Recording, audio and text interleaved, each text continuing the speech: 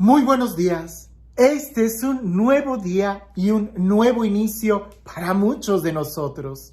Incluso si prestas atención, podrás observar que las aves se despiertan, se sacuden y empiezan a entonar un nuevo canto.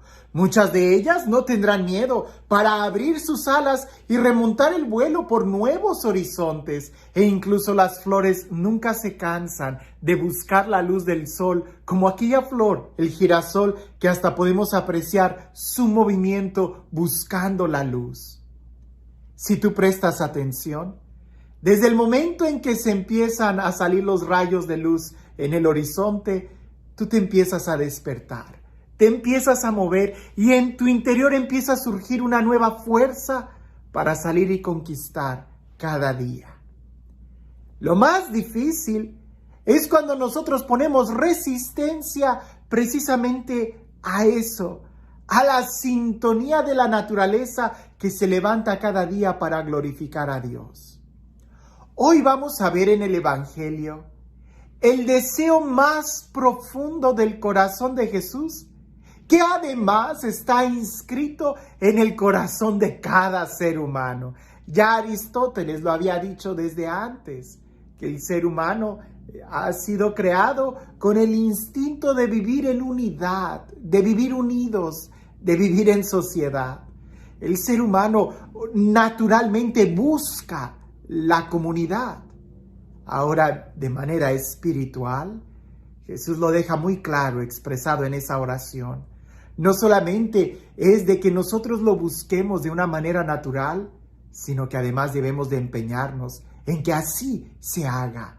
Porque si lo hacemos lo contrario, si vamos en contra de nuestra naturaleza, de nuestro corazón, incluso de nuestras aspiraciones más profundas, lo único que vamos a lograr va a ser frustrarnos y dolores de cabeza y amargarnos y arruinar nuestra vida. Así que prestemos atención a lo que Jesús nos dice en el Evangelio. Y seguramente,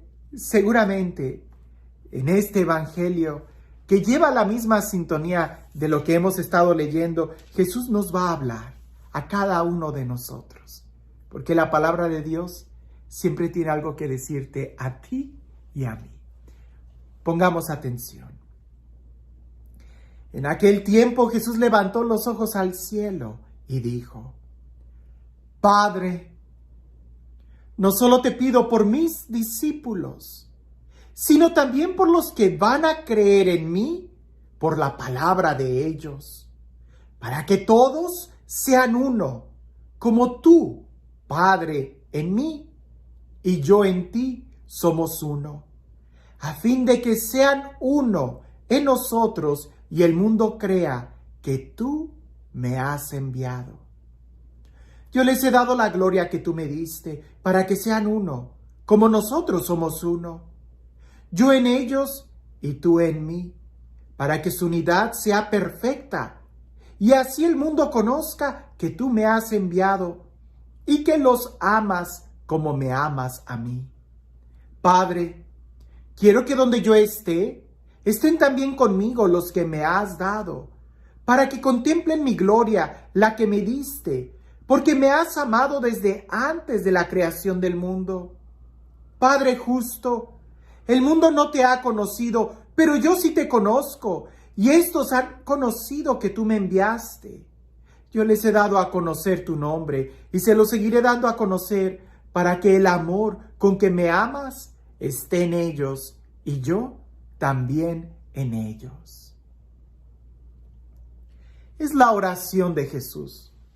Una oración que brota de un corazón que tiene una profunda intimidad con Dios. Y si prestaste atención, en esta oración Jesús dice: no solamente te pido por mis discípulos, sino también por aquellos que creerán en la predicación que ellos hagan. Jesús está orando por ti y por mí. Y la intención con la que Jesús está orando por ti y por mí es para que seamos uno, para que estemos unidos. Ya lo hemos explicado en otros momentos, pero siempre habrá más que decir de la unidad pues ahí es donde se muestra perfectamente en qué consiste el misterio de la cruz. Que estemos unidos a Dios y que también podamos estar unidos unos a otros. Pues es precisamente ahí en la unidad, Jesús lo dice, donde el mundo va a poder creer que Él existe. Si nosotros no estamos unidos, no van a creer. ¿Por qué? Porque no vamos a poder predicar. Y tú vas a decir, ¿cómo que no podemos predicar? Aunque tú y yo estemos peleados, cada quien puede marchar por su lado y seguir predicando. Sí, pero ¿qué vas a predicar? ¿Qué clase de amor vamos a predicar si tú y yo nos estamos peleando? ¿Qué clase de perdón vamos a predicar si tú y yo no somos capaces de perdonarnos? ¿Qué clase de servicio? ¿Qué clase de cruz? ¿Qué clase de libertad? ¿Qué clase de bienes espirituales vamos a predicar si tú y yo no nos podemos ver? Aquí, y no me estoy refiriendo a que exactamente tú y yo, sino todos nosotros, la unidad. Debemos de buscar la unidad, porque si no estamos unidos unos a otros y estamos peleándonos, entonces cualquier cosa que digamos de Jesús será lo más absurdo que exista. Como dijo aquel hombre, un oriental, un hindú, no quiero equivocarme con el nombre, pero a esta persona le estaban haciendo una pregunta y él, obvio, no es cristiano, él era hinduista o budista o algo por el estilo. Y le preguntan que qué piensa de los cristianos. Y él trata de que la pregunta sea más concreta y lo llevan y él dice esto y dice, yo creo en Jesús. Sí, creo que fue un hombre magnífico, pero yo no creo en los cristianos. Creo que el único cristiano fue Jesús. Y cuando le preguntaron por qué, él dice, pues míralos, es una religión que está totalmente dividida y peleándose unos a otros. Y es cierto. En Hechos de los Apóstoles se ve tan claro que ellos buscaban, al principio del cristianismo, ellos buscaban la unidad. A ellos les interesaba mucho la unidad. Peleaban por la unidad entre ellos. Si había algún problema, inmediatamente acudían a los apóstoles para que se resolviera.